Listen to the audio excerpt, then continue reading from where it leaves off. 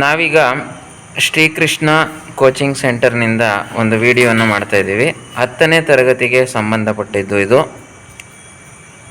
ವಿಜ್ಞಾನದ ಮೊದಲನೇ ಒಂದು ಚಾಪ್ಟರ್ನಲ್ಲಿ ನಾವು ಒಂದು ರಾಸಾಯನಿಕ ಕ್ರಿಯೆಯನ್ನು ನೋಡ್ತೀವಿ. ಅದು ಏನಂತ ಅಂದರೆ ಸ್ಥಾನಪಲ್ಲಟ ಕ್ರಿಯೆ. ಇಲ್ಲಿ ನೋಡ್ತಾ ಇರುವಂತಹ ರಾಸಾಯನಿಕ ಸಮೀಕರಣವು ಸ್ಥಾನಪಲ್ಲಟ ಕ್ರಿಯೆಗೆ ಉದಾಹರಣೆಯಾಗಿದೆ. ಇಲ್ಲಿ ಕಬ್ಬಿಣವು ಹೆಚ್ಚು ಕ್ರಿಯಾಶೀಲ ವಸ್ತು. ತಾಮ್ರಕ್ಕೆ ಹೋಲಿಸಿದರೆ ಕಬ್ಬಿಣವು ಹೆಚ್ಚು ಕ್ರಿಯಾಶೀಲ ವಸ್ತುವಾಗಿದೆ. ಒಂದು ರಾಸಾಯನಿಕ ಕ್ರಿಯೆಯಲ್ಲಿ ಹೆಚ್ಚು ಕ್ರಿಯಾಶೀಲತೆಯನ್ನು ಉಳ್ಳಂತಹ ವಸ್ತು ಕಡಿಮೆ ಕ್ರಿಯಾಶೀಲತೆಯನ್ನು ಉಳ್ಳಂತಹ ವಸ್ತುವಿನ ಸ್ಥಾನವನ್ನು ಆಕ್ರಮಿಸಿದಾಗ ಅದನ್ನು ನಾವು ಸ್ಥಾನಪಲ್ಲಟ ಕ್ರಿಯೆ ಅಂತ ಕರೆಯುತ್ತೇವೆ. ಇಲ್ಲಿ ಹೆಚ್ಚು ಕ್ರಿಯಾಶೀಲತೆಯನ್ನು ಹೊಂದಿರುವ ಕಬ್ಬಿಣವು, ಅದನ್ನು ನಾವು Fe ಅಂತ ಕರಿತೀವಿ. ಈ ಕಬ್ಬಿಣವು ತಾಮ್ರವನ್ನು ಅಂದರೆ Cuವನ್ನು ಹೊರಹಾಕಿ ಅದರ ಜಾಗವನ್ನು ಆಕ್ರಮಿಸಿಕೊಳ್ಳುತ್ತಿದೆ. ಇದೇ ಸ್ಥಾನಪಲ್ಲಟ ಕ್ರಿಯೆಗೆ ಉದಾಹರಣೆ. ಈ ರೀತಿ ನಾವು ಒಂದು ಪ್ರಯೋಗವನ್ನು ಮಾಡಿದಾಗ ಒಂದು ಬೀಕರ್ನಲ್ಲಿ ನಾವು ಮೊದಲಿಗೆ ಕಾಪರ್ ಸಲ್ಫೇಟನ್ನು ತೆಗೆದುಕೊಳ್ಳುತ್ತೇವೆ. ನಂತರ ಅದಕ್ಕೆ ಕಬ್ಬಿಣದ ಮೊಳೆಗಳನ್ನು ದಾರದ ಸಹಾಯದಿಂದ ಸಿಕ್ಕಿಸಿ ಸ್ವಲ್ಪ ಮಟ್ಟದಲ್ಲಿ ಮುಳುಗಿಸಿ ನಾವು ಇಡಬೇಕಾಗುತ್ತದೆ. ಸುಮಾರು ಅರ್ಧ ಗಂಟೆ ಅಥವಾ ಮುಕ್ಕಾಲು ಗಂಟೆಯ ನಂತರ ಕಾಪರ್ ಸಲ್ಫೇಟ್ನ ಬಣ್ಣ ಮೊದಲು ನೀಲಿಯಾಗಿರುತ್ತದೆ. ಸ್ವಲ್ಪ ಸಮಯದ ನಂತರ, ಅಂದರೆ ಅರ್ಧದಿಂದ ಮುಕ್ಕಾಲು ಗಂಟೆಯ ನಂತರ ಈ ಸೊಲ್ಯೂಷನ್ನ ಕಲರು, ಅಂದರೆ ಈ ದ್ರಾವಣ ಕಾಪರ್ ಸಲ್ಫೇಟ್ನ ಕಲರ್ ಅಥವಾ ಬಣ್ಣ ಹಸಿರು ಬಣ್ಣಕ್ಕೆ ತಿರುಗುತ್ತದೆ. ನೀಲಿ ಇದ್ದದ್ದು ಹಸಿರಾಗುತ್ತೆ. ಅಂದರೆ ನಾವು ಏನಂತ ಅರ್ಥ ಮಾಡ್ಕೋಬಹುದು ಅಂದರೆ ತಾಮ್ರದ ಜಾಗವನ್ನು ಕಬ್ಬಿಣ ಆವರಿಸಿತು ಎಂದು ನಾವು ಅರ್ಥ ಮಾಡಿಕೊಳ್ಳಬಹುದು. ಈ ಒಂದು ಸಂಯೋಗದಲ್ಲಿ ಇದ್ದಂತಹ ತಾಮ್ರವು ಕಬ್ಬಿಣಕ್ಕೆ ವರ್ಗಾವಣೆ ಆಗುತ್ತೆ. ಅಂದರೆ ನಾವು ಕಬ್ಬಿಣವನ್ನು ಹೊರತೆಗೆದಾಗ ಕೆಂಪಗಿನ ಒಂದು ಪದರವನ್ನು ನಾವು ವೀಕ್ಷಿಸಬಹುದು. ಆ ಪ್ರಯೋಗವನ್ನು ನಾವೀಗ ಮಾಡೋಣವೇ? ನಾನು ಕಾಪರ್ ಸಲ್ಫೇಟ್ ಎಂಬ ಒಂದು ಸಂಯುಕ್ತವನ್ನು, ಅಂದರೆ ಇದನ್ನು ಕಾಂಪೌಂಡ್ ಅಂತ ಇಂಗ್ಲೀಷ್ನಲ್ಲಿ ಕರೀತಾರೆ, ಈ ಸಂಯುಕ್ತವನ್ನು ನಾನು ನೀರಿಗೆ ಹಾಕುತ್ತಿದ್ದೇನೆ. ಈ ಸಂಯುಕ್ತವನ್ನು ನೀರಿಗೆ ಹಾಕಿ ನಾವು ಈ ರೀತಿ ತಯಾರು ಮಾಡಿಕೊಳ್ಳಬೇಕು. ಒಂದು ದ್ರಾವಣ ಸಿದ್ಧವಾಗುತ್ತೆ.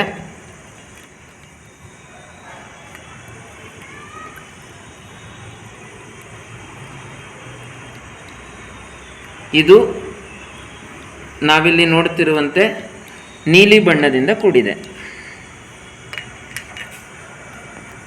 ಒಂದು ದಾರವನ್ನು ತೆಗೆದುಕೊಂಡು ನಾನು ಈ ಮೊಳೆಯನ್ನು ಹೀಗೆ ಕಟ್ಕೊಂಡಿದ್ದೀನಿ. ನಂತರ ನಾನಿದನ್ನು ಕಾಪರ್ ಸಲ್ಫೇಟ್ ದ್ರಾವಣದಲ್ಲಿ ಹೀಗೆ ಮುಳುಗಿಸಿ ಇಡುತ್ತೇನೆ. ಅರ್ಧಕ್ಕೆ ತಾಗುವಂತೆ ಅಥವಾ ಮುಕ್ಕಾಲು ಭಾಗಕ್ಕೆ ತಾಗುವಂತೆ ನಾವು ಹೀಗೆ ಮುಳುಗಿಸಿ ಇಟ್ಟ ನಂತರ ಒಂದು ಮುಕ್ಕಾಲು ಗಂಟೆ ನಾವು ಹೀಗೆ ಬಿಟ್ಟರೆ ನಂತರ ನಾವು ಸ್ಥಾನಪಲ್ಲಟ ಕ್ರಿಯೆಯನ್ನು ಗಮನಿಸಬಹುದು. ಇಲ್ಲಿ ಈಗ ನೀಲಿ ಬಣ್ಣದಿಂದ ಕೂಡಿರುವಂತಹ ಈ ಕಾಪರ್ ಸಲ್ಫೇಟ್ನ ದ್ರಾವಣವು ತದನಂತರ ಹಸಿರು ಬಣ್ಣಕ್ಕೆ ತಿರುಗುತ್ತದೆ ರಾಸಾಯನಿಕ ಕ್ರಿಯೆಯ ನಂತರ. ಅಂದರೆ ಅತಿ ಕ್ರಿಯಾಶೀಲ ಕಬ್ಬಿಣವು ತನಗಿಂತ ಕ್ರಿಯಾಶೀಲತೆಯಲ್ಲಿ ಕಡಿಮೆ ಅಂಶವನ್ನು ಹೊಂದಿರುವ ತಾಮ್ರವನ್ನು ಏನು ಮಾಡ್ತಾ ಇದೆ? ಸ್ಥಾನಪಲ್ಲಟ ಮಾಡ್ತಾ ಇದೆ. ಕಬ್ಬಿಣವು ತಾಮ್ರದ ಜಾಗವನ್ನು ಆ ಸಂಯುಕ್ತದಲ್ಲಿ ಆಕ್ರಮಿಸಿಕೊಂಡು ತಾಮ್ರವನ್ನು ಹೊರಗೆ ಕಳಿಸುತ್ತಿದೆ. ನಂತರ ತಾಮ್ರವು ಈ ಕಬ್ಬಿಣದ ಮೇಲೆ ಕಂದು ಬಣ್ಣದ ರೂಪದಲ್ಲಿ ಶೇಖರಣೆಯಾಗುವುದನ್ನು ನಾವು ನೋಡಬಹುದು. ಈಗ ಸ್ವಲ್ಪ ಹೊತ್ತು ನಾವು ಅದನ್ನು ನಿರೀಕ್ಷಿಸೋಣ. ಸುಮಾರು ಮುಕ್ಕಾಲು ಗಂಟೆಯ ನಂತರ ನಾನು ಈ ದ್ರಾವಣದಿಂದ ಈ ಮೊಳೆಯನ್ನು ಹೊರತೆಗೆಯುತ್ತಿದ್ದೇನೆ. ನಾವಿಲ್ಲಿ ವೀಕ್ಷಿಸಬಹುದು, ಒಂದು ಹಸಿರು ಬಣ್ಣದ ವಸ್ತು ಉತ್ಪತ್ತಿಯಾಗಿದೆ. ಅಂದರೆ ತಾಮ್ರದ ಜಾಗವನ್ನು ಈಗ ಕಬ್ಬಿಣವು ಆಕ್ರಮಿಸಿಕೊಂಡಿದೆ. ನೋಡಿ, ಇಲ್ಲಿ ಹಸಿರು ಬಣ್ಣದ ವಸ್ತು, ನಾನಿಲ್ಲಿ ಇದನ್ನು ತಿರುಗಿಸಿದಾಗ ನಾವು ಗಮನಿಸಬಹುದು.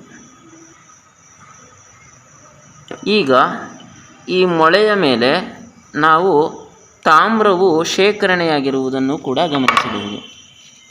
ನೋಡಿ, ಇಲ್ಲಿ ಈ ಮೊಳೆಯ ಮೇಲೆ ತಾಮ್ರ ಯಾವ ರೀತಿ ಶೇಖರಣೆಯಾಗಿದೆ ಎಂದು ಗಮನಿಸಿ. ಒಂದು ಕಂದು ಬಣ್ಣದ ವಸ್ತು ಶೇಖರಣೆಯಾಗಿದೆ. ಇದು ತಾಮ್ರ ಮೊಳೆಯ ಮೇಲೆ ಶೇಖರಣೆಯಾಯಿತು. ಅಂದರೆ ಕಬ್ಬಿಣವು ಆ ಸಂಯುಕ್ತದಿಂದ ಕಾಪರ್ ಸಲ್ಫೇಟ್ ಸಂಯುಕ್ತವನ್ನು ಕಬ್ಬಿಣವು ಆವರಿಸಿಕೊಂಡಿತು, ತಾಮ್ರವನ್ನು ಅದು ಹೊರಗೆ ತಳ್ಳಿತು. ಇದೇನೇ ಸ್ಥಾನಪಲ್ಲಟ ಕ್ರಿಯೆಗೆ ಉದಾಹರಣೆ. ಎಲ್ಲರಿಗೂ ವೀಕ್ಷಿಸಿದ್ದಕ್ಕಾಗಿ ಧನ್ಯವಾದಗಳು.